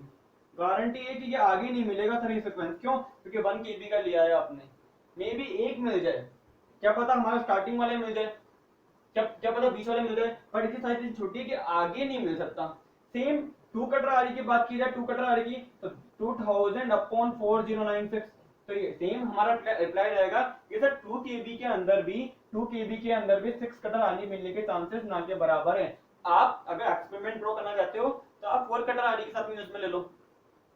जितनी छोटी अगर आपकी आधी साइट होगी, मतलब हम बोल सकते जितना नंबर ऑफ कटर कम होंगे उतने ही ज्यादा फ्रेगमेंट मिलेंगे, क्योंकि देखो 4 कटर आ रही तो कट ही नहीं कर पाई, या कट करेगी तो एक फ्रेगमेंट मिल सकता है, बट सॉरी 6 कटर आ रही कट नहीं कर पाएगी। बट अगर 4 कटर आ रही देता हूँ तो यहाँ पे मुझे 4 कटर आ रही देता हूँ GATC वाली, GATC की देता हूँ तो 1 KB 1000 डिवाइडेड बाय 256, तो अप्रोक्स यहाँ पे 4 फ्रेगमेंट मिल रहे हैं। अगर 2000 डिवाइडेड बाय 256 को मैं 250 लिख देता हूँ, देन मेरे को कितने मिल जाएंगे, 8 करीब मिल जाएंगे यहाँ पे, ठीक है। एंड अगर मैं 3 KB लिख देता हूँ तो अगेन मेरे को ना क्या नाम है कट कर सकता है, बट अगर 6 कटर आरी से अगर मैं कट करवा रहा हूँ तो 6 कटर आरी से बोला है कि मैं कट नहीं करूंगा, तो मैं 6 कटर आरी को लेके कहाँ पे गया, मैं कहाँ गया 4000 वाले बेस पे वाले डीएनए पे गया। ये 4 KB का डीएनए, 4 KB के डीएनए से पूछा भैया आप कट करोगे, इसने कहा 4000 डिवाइडेड बाय 4096, इसने कहा अप्रोक्सीमेट 1 फ्रेगमेंट ही मैं दे सकता हूँ। 5 KB वाले से बोला इसने, 5 KB वाले से 5 KB वाले के पास गया तो इसने 5000 डिवाइडेड बाय 4096, इसने बोला कि आपको मैं कट कर रहा हूँ एक बार कट कर रहा हूँ, तो अगर आपका लीनियर डीएनए है, लीनियर तो मैं फ्रेगमेंट दे दूंगा 2। डेफिनेटली अगर लीनियर है तो दो फ्रेगमेंट आएगी, लेकिन मेरे पास एक साइड है आपकी, ठीक है, तो अगर लीनियर है। बट अगर आपका सर्कुलर डीएनए है तो कोई दिक्कत नहीं है, मैं एक ही फ्रेगमेंट देके जाऊंगा। डिपेंड करता है, देखो हमेशा ये भी ध्यान रखना है क्वेश्चंस के अंदर कि बैक्टीरियल डीएनए बोल रहा है या यूकैरियोटिक डीएनए बोल रहा है। यूकैरियोटिक डीएनए, क्योंकि यूकैरियोटिक डीएनए क्या होता है, आपका लीनियर होता है। लीनियर डीएनए में अगर एक भी साइड हुई तो आपके अगर ये कट कर रहा है तो आपके फ्रेगमेंट कितने आएंगे, आपके 2 फ्रेगमेंट आएंगे। जबकि सर्कुलर डीएनए के अंदर आपके साइड है एक, तो आपको हमेशा एक ही फ्रेगमेंट मिलेगा, ना कि 2 फ्रेगमेंट मिलेंगे देखने को। बहुत ही इंपॉर्टेंट चीज है ये, ठीक है, क्योंकि आप कंफ्यूजन क्या होता है, आपको अब मैंने कटर आ रही तो बता दी, पर आपको लगा यार सर ने बोला था कि 1 कटर आ रही है 2 कटर आ रही है, तो हमेशा देखो जो भी आप फ्रेगमेंट बना रहे हो ना, लीनियर के अंदर आप कर देना +1, और सर्कुलर के अंदर एक्यूरेट आप देख लेना। सर्कुलर के अंदर आपका क्या हम बोल सकते हैं कि अगर मैं 4 कटर आ रही है या कुछ भी है, तो आप हमेशा लीनियर एंड बैक्टीरियल क्रोमोसोम मतलब सर्कुलर डीएनए में आप कट करके देख लेना कि आपका बैक्टीरियल जो डीएनए में है उसमें एक कम आएगा fragment as compared to linear DNA. क्यों? क्योंकि लीनियर में अगर कट कर रहा हूँ, एक को कट कर रहा हूँ तो 1 आ गया, इसको कट करूंगा तो ये तो बोल रहा है कि मतलब खुद ही एक था, अभी भी एक ही हूँ, क्योंकि ये ओपन हो जाएगा। अगर मैं इसको कट करता हूँ तो ये दो, ये खुद सीधा हो जाएगा, खुद ही अपने आप में एक फ्रेगमेंट है। समझ में आ रहा है क्या कहना चाह रहा हूँ? तो एक बार बच्चों इसको भी नोट कर लीजिए, ठीक है।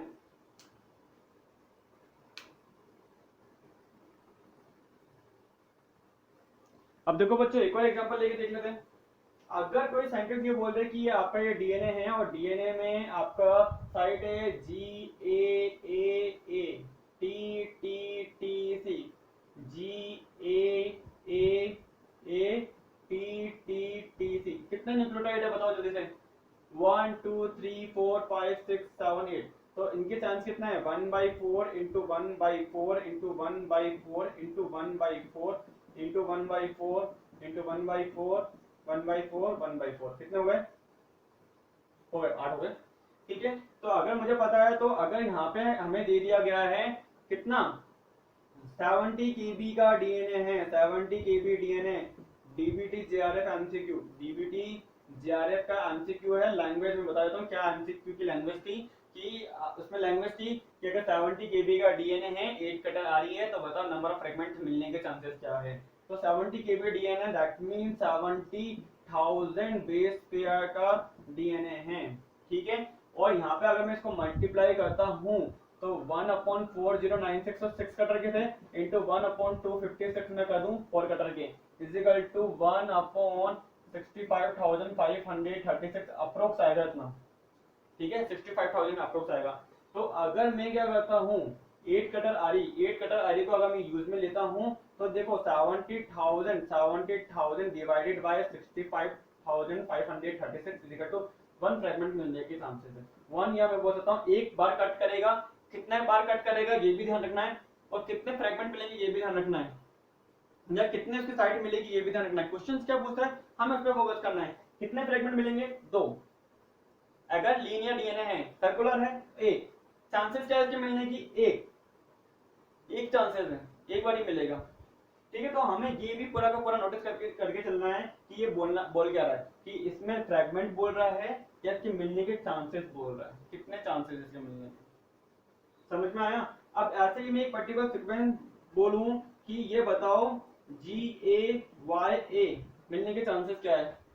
अब आप सोच रहे होंगे सर ये Y क्या है, ये Y, अरे बताया था बच्चों पायरिमिडिन को Y कहते हैं। तो पायरिमिडिन मिलने के चांस, पायरिमिडिन क्या होता है, पायरिमिडिन आपका साइटोसिन एंड थायमिन, तो इसके मिलने के चांस क्या है 1/2, इसके मिलने के चांस क्या है 1/2। ठीक है, तो G मिलने के चांस, ग्वानिन मिलने के चांस कितने हैं 1/4, एडेनिन मिलने के चांस कितने हैं 1/4, पायरिमिडिन मिलने ओनली पायरिमिडिन मिलने के चांस कितने हैं 1/2 इंटू एडेनिन मिलने के चांस कितने हैं 1/4। तो बताओ कितना है 4 16 16 24 64 64 दूना 128, तो 1/128। तो आफ्टर 128 बेस पेयर के बाद GAYA सीक्वेंस मिल जाएगी। चलो ये बताओ RATAN रतन मिलने के चांस कितने हैं, रतन। आप बोल रहे होंगे, सोच रहे होंगे सर ये क्या है, एग्जांपल दे रहे हो। आर किसको बोल के जा रहा है, आज प्यूरिन को बता के जा रहा है, प्यूरिन। तो purine like adenine and guanine, तो इसके मिलने के चांस भी 1/2, इसके मिलने के चांस भी 1/2। तो R4 इसके मिलने के चांस कितने हैं, R मिलने के चांस 1/2, एडेनिन मिलने के चांस 1/4, थायमिन मिलने के बाद चांस कितने 1/4, एडेनिन 1/4, थायमिन 1/4। ठीक है, एन में कोई भी हो सकता है। ठीक है, एन मीन्स कुछ भी हो सकता है। तो अब यहाँ पे अगर चांसेस है इनके, तो आप अपन बोल सकते हैं कि ये कितना है, तो अपन क्या पर्टिकुलर निकाल सकते हैं, सीक्वेंस निकाल सकते हैं, क्या पर्टिकुलर सीक्वेंस को आप आइडेंटिफाई कर सकते हो कि ये सीक्वेंस मिलने के चांसेस क्या है, तो अपन इजीली आइडिया लगा सकते हैं इसके अंदर। ठीक है, ऐसे ही अगर मैं GAY एन बोलता है एनी न्यूक्लियोटाइड। ठीक है, ऐसे GAYARATA ऐसे। अब बताओ क्या चांसेस होंगे, निकाल लो 1/4 into 1/4 into 1/2 into 1/4 into 1/2 into 1/4 into 1/4 into 1/4। तो अपन क्या इजीली निकाल सकते हैं, डेफिनेटली अपन इजीली निकाल सकते हैं। आया समझ में। तो एक बार के लिए ये नोट कर लो बच्चों, आई थिंक आपको समझ में आ ही गया होगा कि हाँ अपन क्या कहना चाह रहे हैं आपको, तो ये एक बार नोट कर लो आप। ठीक है,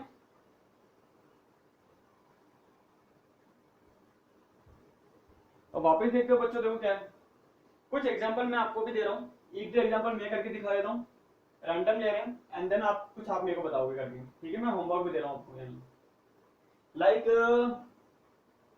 RANTANC, like TAGACA, like TATA box TATATA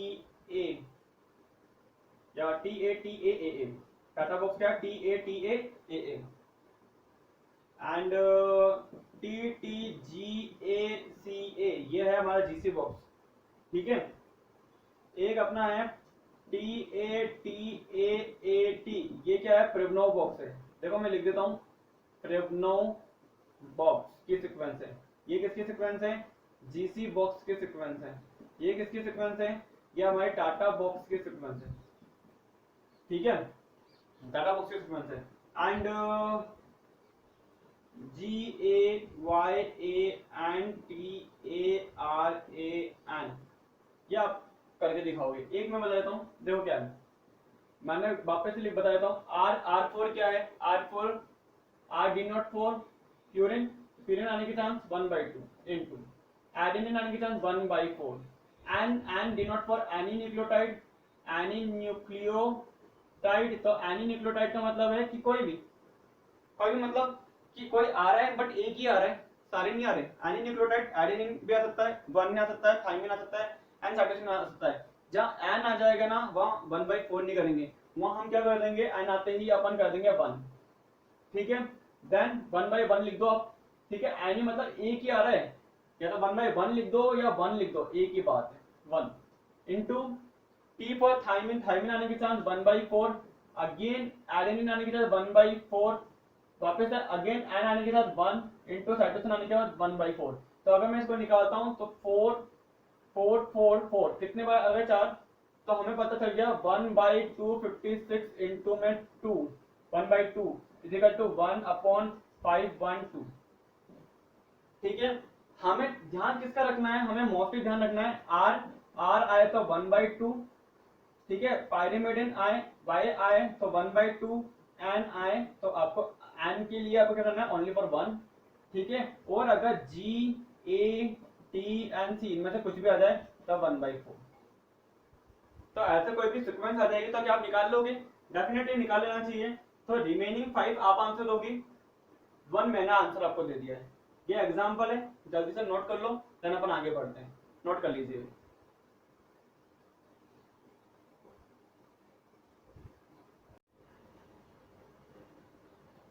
अब देखिए क्या है, अपन एक स्टडी पढ़ रहे हैं, एक एक्सपेरिमेंट देख रहे हैं। एक्सपेरिमेंट क्या है कि देखो ये बैक्टीरिया है, बैक्टीरिया के अंदर इसका ये मेन जीनोम है।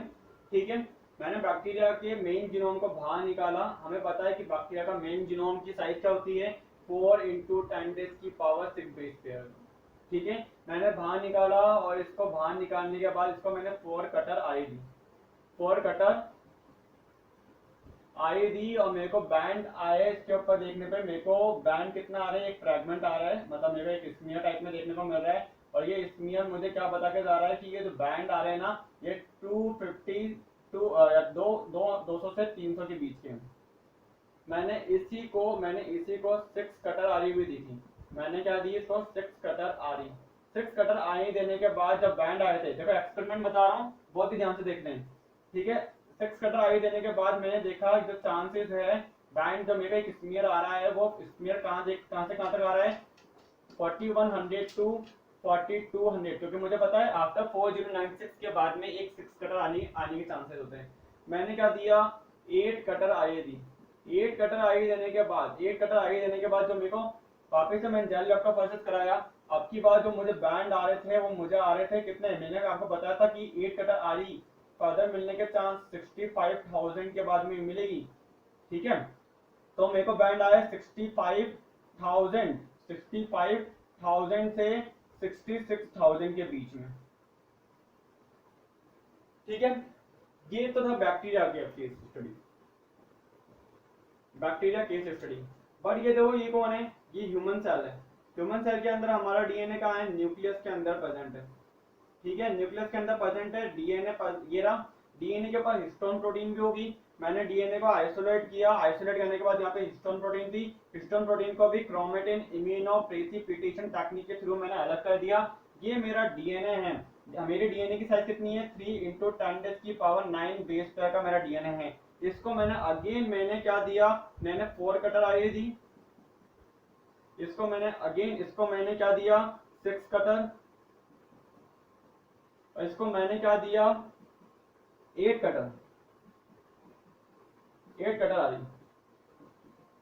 जब मैंने इनको आरी दी ना ह्यूमन जीनोम को, ये ह्यूमन का है, ह्यूमन के डीएनए को आरी दी, तो देखो ये एक बैंड आया मुझे। एक बैंड कैसा आ रहा है, ये देखो बैंड कैसा देखने को मिल रहा है। ये बैंड एक तो मेरे को 200 से 300 के बीच में तो देखने को मिला ही मिला, 200 से 300 के बीच में देखने को मिला ही मिला। एक मेरे को बैंड आया 100 बेस पेयर का, एक बैंड आ रहा है मुझे 20 केबी का, और एक आ रहा है मुझे 100 केबी का।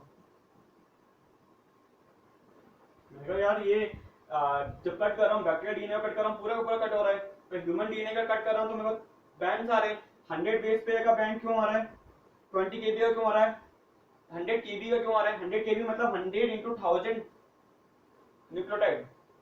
मेरे को लगा क्या पता कुछ गलती हो गई हो, मैंने 6 कटर आई देकर देखा, 6 कटर आई देखने के बाद मेरे को 100 केबी का बैंड वापस से ऑब्जर्व हो रहा है, 20 केबी का बैंड भी मुझे ऑब्जर्व हो रहा है, और यहाँ पे 4096 वाला ये जो स्मीयर था ना, ये स्मीयर ये अब आगे से बढ़ गया, और ये कहाँ आ रहा है 41 से लेकर के 4200, ठीक है, बेस पेयर है, बेस पेयर, और मुझे 100 बेस पेयर का एक और बैंड देखने को मिल रहा है। बेस पेयर की बात चल रही है यहाँ पे, ये बेस पेयर है और केबी है, मतलब 20,000 केबी है, ठीक है। मैंने कहा यार अभी भी 100 केबी का बैंड आ रहा है, 20 केबी का बैंड आ रहा है, 100 केबी का ये बैंड आ रहा है, समझ में नहीं आया।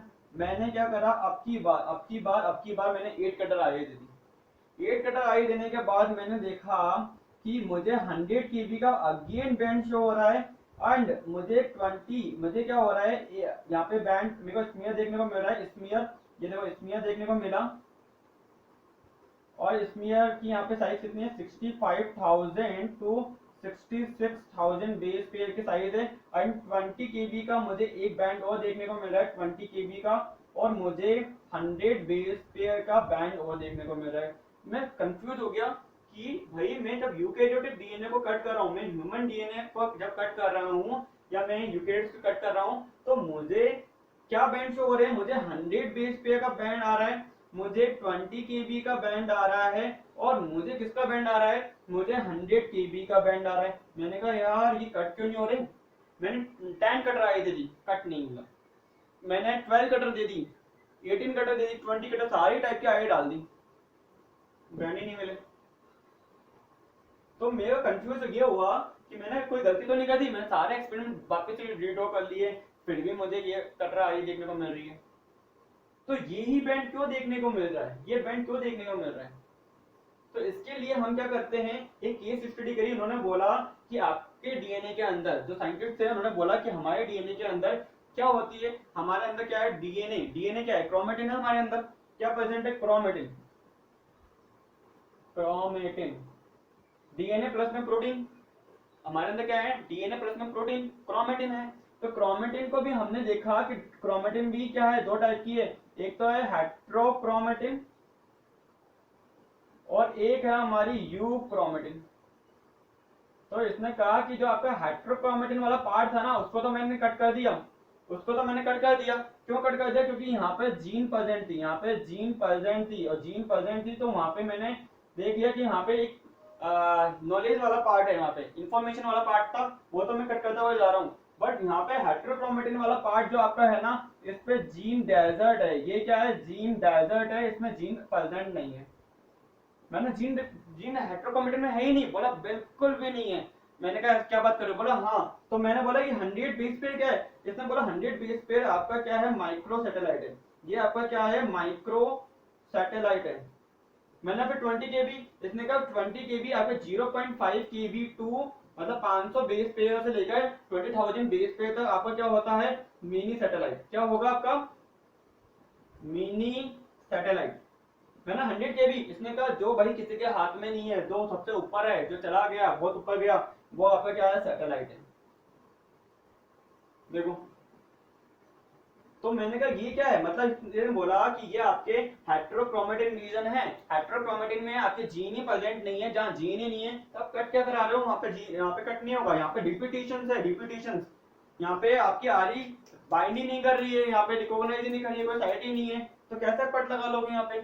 मैंने कहा अरे ऐसे कैसे हो सकता है, बोला हाँ। मैंने कहा ये जो कट लगे ये, इसने कहा ये यूक्रोमेटिन वाले पार्ट में लगे, यूक्रोमेटिन वाले पार्ट में क्या है, जीन प्रेजेंट होती है, वहां पे कोई पर्टिकुलर नॉलेज होगी, आपके पास इंफॉर्मेशन होगी, तो वहां कट लग सकते हैं, बट यहाँ पे कट नहीं लगेंगे। मैंने कहा वाह। तो इसको एक बार नोट कर लो, फिर मैं इसको एक बार और अच्छे से एक्सप्लेन करता हूँ कि क्या होते हैं क्रोमेटिन, क्या होता है हेट्रोक्रोमेटिन, साइज क्या होती है, कैसे काम करते हैं, एक बार नोट कर लो बच्चों।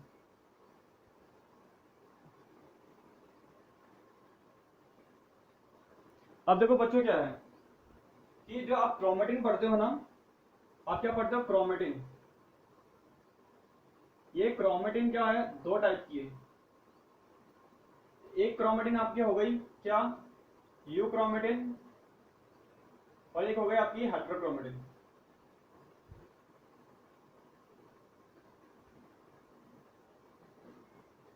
ये आपकी हेटेरोक्रोमेटिन एंड आपकी यूक्रोमेटिन। बेटा ये जो आपका यूक्रोमेटिन है ना, इसमें क्या होता है, जीन प्रेजेंट होती है, इसलिए मैंने इसको लिखा जीन प्रेजेंट। तो जितने भी आपके जो मेटाबॉलिक अगर देखा जाए रिएक्शन, लाइक आपका रेप्लिकेशन है, ट्रांसक्रिप्शन है, ट्रांसलेशन है, वो इसी पार्ट की डीएनए से का हो रहा है, ठीक है, यूक्रोमेटिन का। ठीक है, हेटेरोक्रोमेटिन से मैंने पूछा, हेटेरोक्रोमेटिन भैया आप बताओ, इसमें का मैं भी दो पार्ट का हूं। एक मेरा पार्ट है फैकल्टेटिव हेटेरोक्रोमेटिन, और एक मेरा पार्ट है कॉन्स्टिट्यूटिव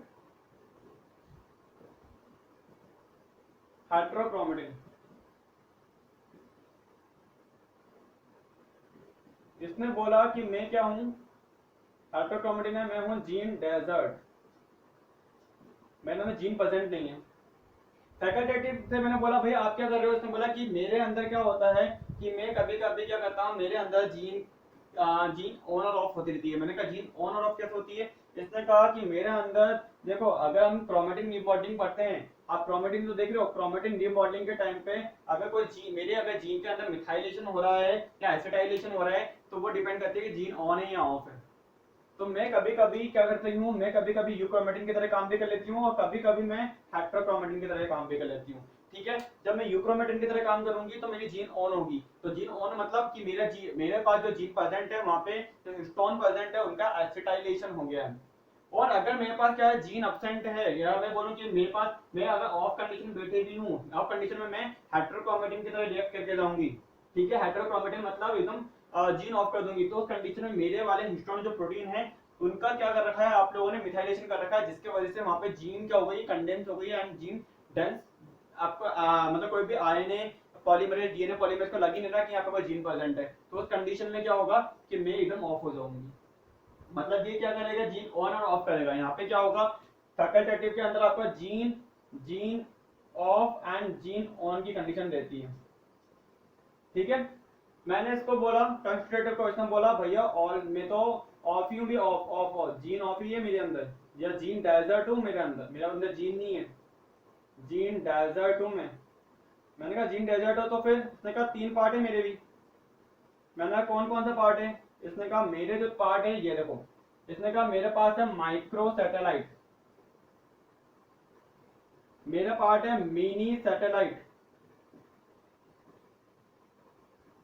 ठीक है, या मैं मिनी सैटेलाइट के अंदर कन्वर्ट कर सकता हूँ, या मैं बोल सकता हूँ कि मेरा एक क्या है, VNTR, variable number of tandem repeats, और एक मेरा क्या है, सैटेलाइट। ठीक है, या मैं इसको VNTR मिनी सैटेलाइट को अगर मैं डिवाइड करूं, तो मिनी सैटेलाइट के अंदर भी मेरे क्या आ जाते हैं, दो पार्ट आ जाते हैं। एक तो आ गया मेरा VNTR, variable number of tandem repeats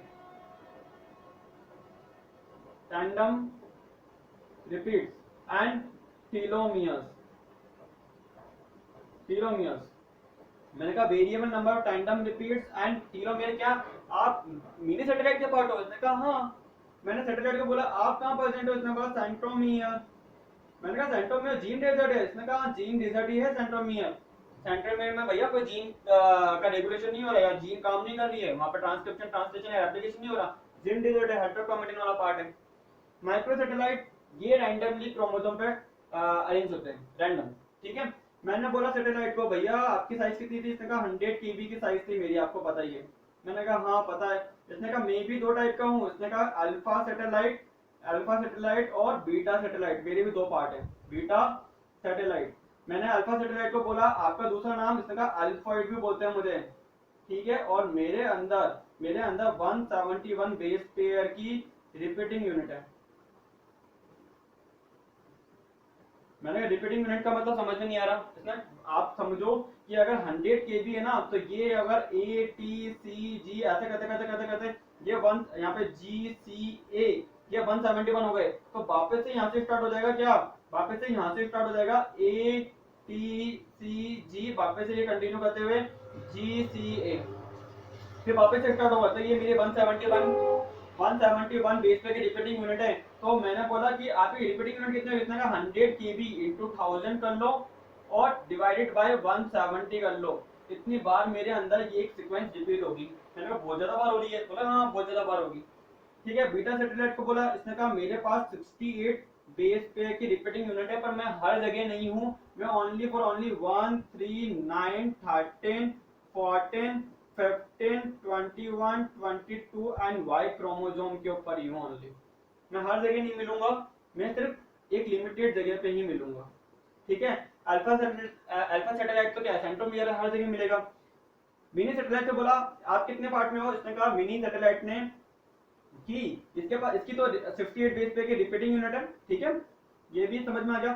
telomere से मैंने बोला टीलोमियर, इसने बोला कि मेरे पास 6 to 8 बेस पेयर की रिपीटिंग यूनिट है। रिपीटिंग यूनिट का मतलब होता है कि रिपीट्स होंगे। लाइक टीलोमियर का अगर हम सीक्वेंस देखते हैं तो वो होता है TTA-GGG, 6 बेस पेयर है TTA-GGG, TTA-GGG।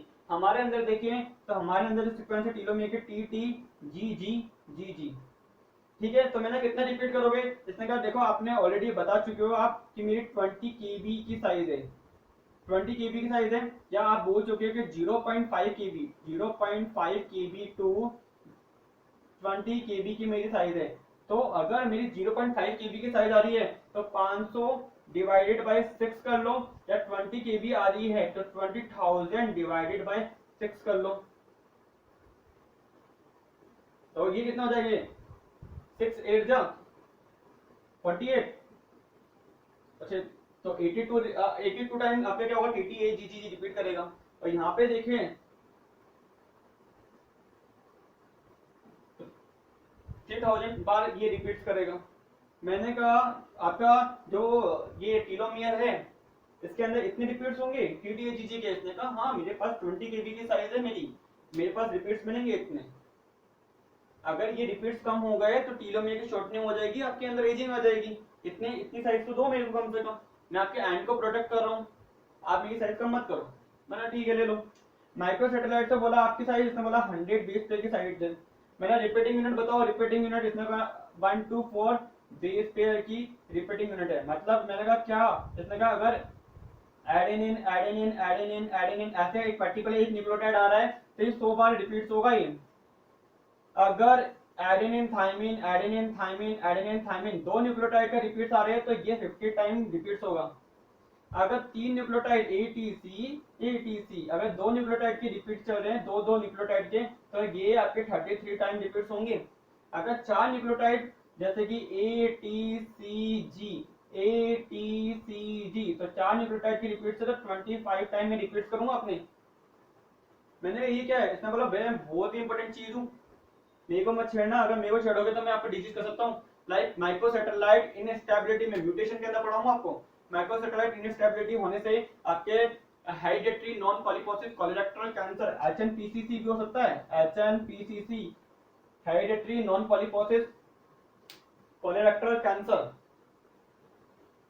मैंने कहा अगर और आपके मैं छेड़छाड़ कर दूं तो इसमें बोला एल्जाइमर कर सकता हूं, मैं न्यूरॉन डिग्रेडेशन कर सकता हूं आपके। बोला कि माइक्रो सैटेलाइट के अंदर इंस्टेबिलिटी मत करना। माइक्रो सैटेलाइट इंस्टेबिलिटी मतलब Alzheimer, Parkinson, non hereditary colorectal non poly hereditary non polyposis colorectal cancer.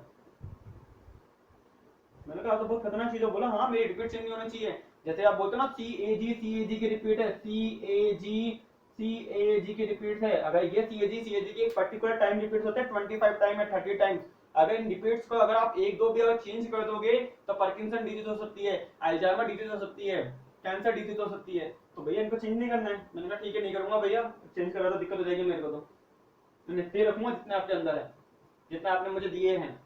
ठीक है, तो यहाँ पे टीलोमियर ने बोला टीलोमियर बोल रहा है भैया मेरी रिपीट चेंज मत करना। अगर मेरे रिपीट्स कम करोगे तो सडन, अगर आप एक एज के साथ साथ करो कोई दिक्कत नहीं, आपको बुढ़ापा तो आना ही आना है, धीरे धीरे तो मैं भी डिक्रीज हो रहा हूँ।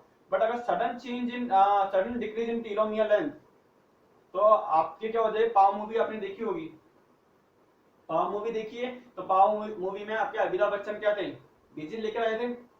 तो वो डिजीज क्यों थी, क्योंकि आपके टीलोमियर के अंदर सडन शॉर्टनिंग हो गई। तो सडन शॉर्टनिंग होगी तो आपके क्या हो जाएगा, आपके टीलोमियर शॉर्ट हो जाएंगे, तो आपके क्रोमोसोम क्या हो रहे हैं, बहुत ही जल्दी क्या हो रहे हैं, खत्म होते जा रहे हैं, शॉर्ट होते जा रहे हैं। तो उस कंडीशन में भी हमारे क्या हो जाएगी, डिजीज। लाइक अगर मैं बात करूं, ये एक क्रोमोसोम है, ये एक क्रोमोसोम है, ये क्रोमोसोम है। तो मैंने बोला कि ये वाला पार्ट, ये जो पार्ट है, ये एंड वाला पार्ट है, ये जो एंड वाले पार्ट है, ये एंड वाला पार्ट क्या है, ये and part of chromosome is a telomere. Central part of the chromosome is A centromere. इधर कौन प्रेजेंट है, सैटेलाइट। इधर कौन प्रेजेंट है, ये क्या है, ये है आपका टीलोमियर, और इधर कौन है, मिनी सैटेलाइट। ठीक है, और यहाँ पे बीच बीच में, यहाँ पर बीच बीच में आपके कौन होंगे, बीच बीच में आपके ये आपके माइक्रो सैटेलाइट हो सकते हैं। क्या हो सकते हैं, माइक्रो सैटेलाइट। तो ये हमारे ऐसे अरेंज होते हैं, ये क्रोमोसोम बनाएंगे, क्रोमोसोम में end part of the chromosome is a telomere. ठीक है, ठीक है, एंड टीलोमियर जो मिनी सैटेलाइट। ठीक है, central part of the chromosome is a centromere, and बीच में आपके जो है, आपके वो है माइक्रो सैटेलाइट, कि बीच बीच में अरेंज होंगे, कोई फिक्स नहीं है कि यहाँ पर है। ठीक है, तो ये आपके जो क्रोमोसोम हैं, ये अगर हम देखा जाए कि हमारा mini satellite, micro satellite and आपके कौन सा है आपका सैटेलाइट, ये एक तरह से क्या है, heterochromatin dense part of the DNA है, डेंस पार्ट। ठीक है, डेंस पार्ट है ये। वापस देख लेते हैं क्रोमेटिन, क्रोमेटिन टू टाइप की है, हेट्रोक्रोमेटिन जीन डिजर्ट है, यूक्रोमेटिन जीन प्रेजेंट है, यहाँ ये रेप्लिकेशन, ट्रांसक्रिप्शन, ट्रांसलेशन देखने को मिल रहा है। Heterochromatin is also divided into facultative heterochromatin and constitutive heterochromatin। Facultative heterochromatin में जीन ऑन और ऑफ होता रहता है। हेट्रोक्रोमेटिन, कंस्टिट्यूटिव हेट्रोक्रोमेटिन में gene desert which are divided into 3 parts, satellite, mini satellite and micro satellite. Satellite is also divided into 2 parts, alpha satellite, also known as alphoid, which are 170, which have 171 base pair repeating units, and beta satellite have 68 base pair repeating units and are located in 1, 3, 9, 13, 14, 15, and 21, 22, and Y chromosome. Okay, mini satellite is also divided into VNTR, variable number of tandem repeats, and telomere. ठीक है, the size of mini satellite is 0.5 kb, that means 500 base pair to 20 kb, that means 20,000 base pair. Okay, and telomere, the repeating unit of telomere is 6 to 8 base pair, like as we know that our telomere sequence is TTGGGG, tetrahymena telomere sequence is TTAGGG। समझ में आ रहा है। तो हम क्या कर सकते हैं, ये रिपीटिंग जो यूनिट है हमारे टीलोमियर की, वो 6 to 8 बेस पेयर की है, and size of mini satellite is 20 kb base pair. तो हम ये आइडेंटिफाई कर सकते हैं कि कितने टाइम हमारा रिपीट हो रहा है। अगर 500 kb का टीलोमियर है तो 82 टाइम वो सीक्वेंस रिपीट होगी। अगर 20,000 बेस पेयर का 20 kb का है तो 3000 टाइम आपकी रिपीट हो सकती है। As we know micro satellite is 100 base pair, 100 base pair and repeating unit is 1 to 4 base pair। ठीक है, repeats like A तो कितने आएंगे, 100 टाइम आएंगे। 80 है तो 50 टाइम्स, 80C है तो 33 time, and 80CG 4 nucleotide repeating units है, तो यहाँ पे हम बोल सकते हैं 33 टाइम है। समझ में आ रहा है। तो ये अगर मैं क्रोमोसोम बना रहा हूँ, क्रोमोसोम में end part of the chromosome is telomere. ठीक है, which are mini satellite, central part of the chromosome is centromere, which are satellite, and बीच बीच में आपके क्या होंगे, लोकेटेड क्या होंगे, माइक्रो सैटेलाइट। ठीक है, ये आपके पूरा का पूरा क्या हो गया आपका क्रोमेटिन का इंट्रोडक्शन है। ठीक है, एक बार के लिए बच्चों के नोट कर लो।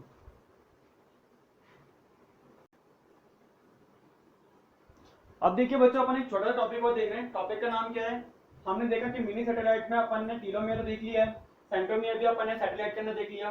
ठीक है, बट हमने ये नहीं देखा कि what is VNTR। VNTR means variable number of tandem repeats, variable number of tandem repeats। तो what is variable number of tandem repeats। ठीक है, देखो क्या होता है कि अगर ये एक सेल है, ये भी एक सेल है, तो यहाँ पे क्या होंगे, क्रोमोसोम प्रेजेंट होंगे, क्रोमोसोम होंगे यहाँ पे। ठीक है, तो ये डिप्लॉइड सेल है, डिप्लॉइड सेल, ये एक तरह से 1 नंबर क्रोमोसोम है, ये भी 1 नंबर क्रोमोसोम है। ठीक है, अगर ये मैंने बोला ये है like parent, parent one, like मैं बोलता हूँ पापा, ठीक है, ये एक क्रोमोसोम है, ये भी एक क्रोमोसोम है, ये क्रोमोसोम नंबर, ये भी अगर मैं बात करूँ ये क्रोमोसोम नंबर लाइक 2 है, ये भी 2 है, ठीक है। अब देखो क्या है कि डिप्लॉइड सेल है, तो यहाँ पे देखो ये क्या है आपका VNTR, ये क्या है VNTR, ये VNTR सीक्वेंस है यहाँ पे VNTR, ठीक है। यहाँ पे भी क्या है ये देखो VNTR,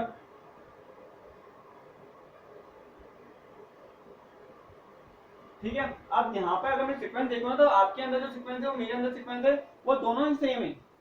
अगर आपके पास सीक्वेंस है TAGACATAGA, तो मेरे पास जो सीक्वेंस है वो भी सीक्वेंस TAGACATAGA सेम ही है। मतलब अगर मैं यहाँ पे सीक्वेंस दूं इस VNTR पापा वाले की सीक्वेंस देखता हूँ VNTR की, तो ये सीक्वेंस है, और मम्मी वाले की देखता हूँ तो यहाँ पे भी ये सीक्वेंस है, बट नंबर ऑफ रिपीट्स दोनों में डिफरेंट है। समझ में आ रहा है, दोनों के नंबर ऑफ रिपीट कभी सेम नहीं होंगे। अगर मैं बात करके जा रहा हूँ जैसे मम्मी, ये मम्मी वाला है, ठीक है, तो पापा वाले में जो सीक्वेंस आ रही है वो 20-20 पे के सीक्वेंस है दोनों के अंदर ही, तो मैं बोलूंगा कि होमोजाइगस कंडीशन में दोनों के दोनों में सीक्वेंस क्या है सिमिलर है, ठीक है। अब मम्मी वाले में अगर सीक्वेंस आ रही है रिपीटिंग यूनिट आ रही है, एक में आ रही है 18 रिपीटिंग यूनिट है, एक में 19 रिपीटिंग यूनिट है, मतलब आपके जो सीक्वेंस है ना TAGACA वापस रिपीट होगी TAGACA अगेन रिपीट होगी, तो कितनी बार रिपीट हो रही है मम्मी वाले में 19 टाइम, और एक में हो रही है 18 टाइम, और दोनों में डिफरेंट डिफरेंट आ रही है, तो मैं इसको बोलूंगा हेट्रोजाइगस कंडीशन, हेट्रोजाइगस कंडीशन। अब देखो जो बेबी बनेगा, जो बेबी बनेगा, अगर अपन देखें मैटिंग होती है, तो जो बेबी बनेगा, तो बेबी बनने के चांस क्या है, बेबी दो टाइप के बन सकते हैं, या तो वो बेबी होगा, तो उसका ये क्या है, ये VNTR है, ये VNTR सीक्वेंस है VNTR, ठीक है। यहाँ पे भी क्या होगा, ये VNTR है, तो एक तो पापा ने दे दिया, तो पापा से जो आया वहां पे तो सीक्वेंस आ रही है 20, एक मम्मी से आ गया, मम्मी से ऊपर वाला आया, तो मैं बोलूंगा इसके अंदर VNTR सीक्वेंस आ रही है 18। लाइक ये एक और बेबी है, इन्हीं का बेबी है, तो या तो मेरे को क्या देखने को मिल सकता है, या तो मुझे ये आ सकता है, या मुझे VNTR में आपको रिपीटिंग यूनिट में क्या देखने को मिलेगी, देखो पापा से, तो पापा से दोनों 20-20 है, तो यहाँ पे 20 देखने को मिल सकती है, और मम्मी के पास से या तो 19 देखने को मिल सकती है। तो हम क्या ऑब्जर्व करते हैं, हम क्या करते हैं, मम्मी और पापा दोनों के VNTR सीक्वेंस हम देख लेते हैं, क्योंकि आपकी मेरी पूरे अगर पृथ्वी पे, अगर पूरे अर्थ पे अगर हम सबकी रिपीटेशन चेक करने जाए, तो हम सबके रिपीटेशन यूनिट क्या है, रिपीटेशन नहीं, रिपीटेशन की जो आपकी सीक्वेंस है वो सेम है, पर रिपीटेशन अगर देखा जाए कि कितने टाइम रिपीट्स है वो सेम है, डेफिनेटली अलग है। आपके अंदर 4 हो सकती है, मेरे अंदर 10 हो सकती है, किसी और के अंदर 11 हो सकती है, किसी के अंदर 20 हो सकती है, किसी के अंदर 50 हो सकती है। तो रिपीटेशन, तो सीक्वेंस सेम थी, पर रिपीटेशन की यूनिट की जो आपके रिपीटेशन कितने टाइम हो रहा है वो डिफरेंट कर दी। लाइक अगर पापा में भी 20, दोनों ही सीक्वेंस 20-20 आ रहे हैं दोनों ही क्रोमोसोम के पास, तो हम बोल सकते हैं कि हाँ ये होमोजाइगस कंडीशन में है। अगर मम्मी में अगर 18 आते कि 18 और 18 आते, तो हम बोलते हैं हाँ सीक्वेंस सिमिलर है, तो हम बोलते हैं होमोजाइगस कंडीशन में। तो यहाँ पे मम्मी क्या है, हेट्रोजाइगस कंडीशन बैठी थी, क्योंकि यहाँ पे 18 एंड 19 आ रहे हैं, तो हम बोलते हैं हेट्रोजाइगस कंडीशन में। तो बेबी के पास जो सीक्वेंस आएगी, तो पापा से तो 20 ही जाएगा, 20 ही जाएगा, बट मम्मी से एक बच्चे के पास 18 जा सकता है, और एक के पास 19 जा सकता है, VNTR, ठीक है। तो ये क्या है, हम इसके थ्रू हम आइडिया लगाते हैं कि ये जो बेबी है वो आपका है, मेरा है, किसका है, हम इजीली आइडिया लगा सकते हैं। तो एक बार ये नोट कर लो, फिर मैं आपको एक एग्जांपल करके दिखाता हूँ क्या है, ठीक है।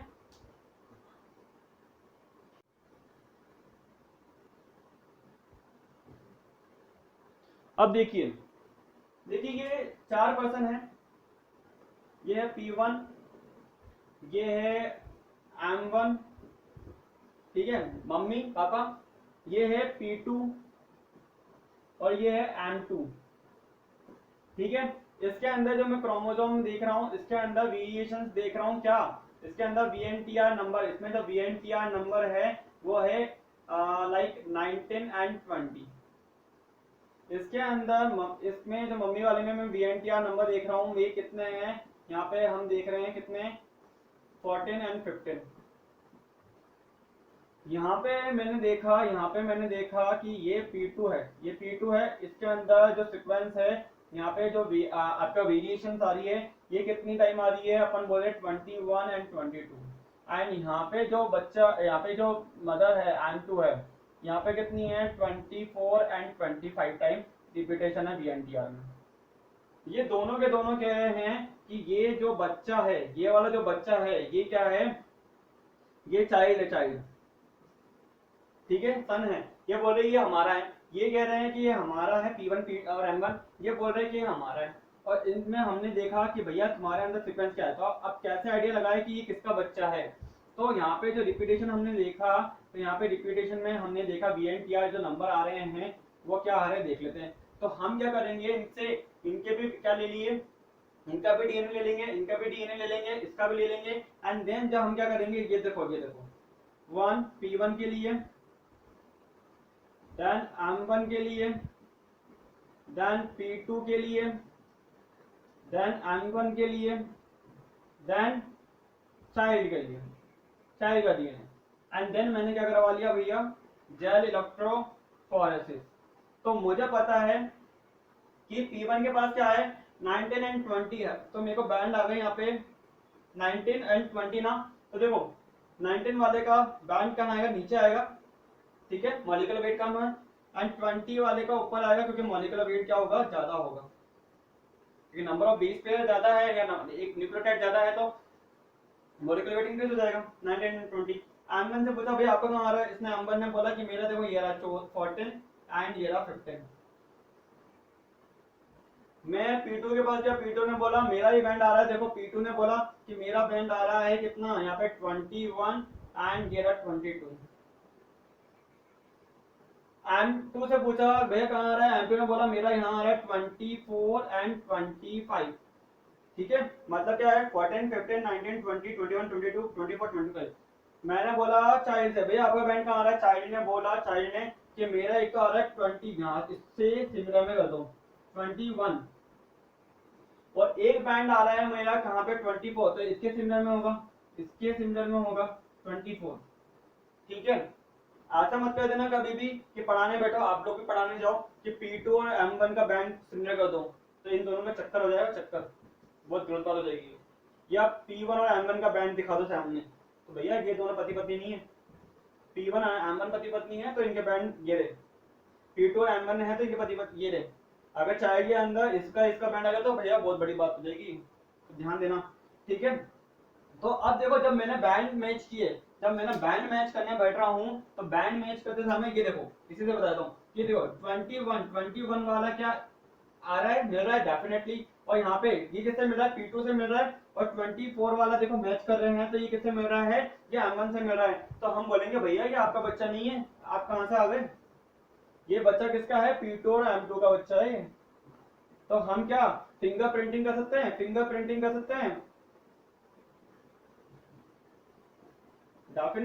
हम कर सकते हैं,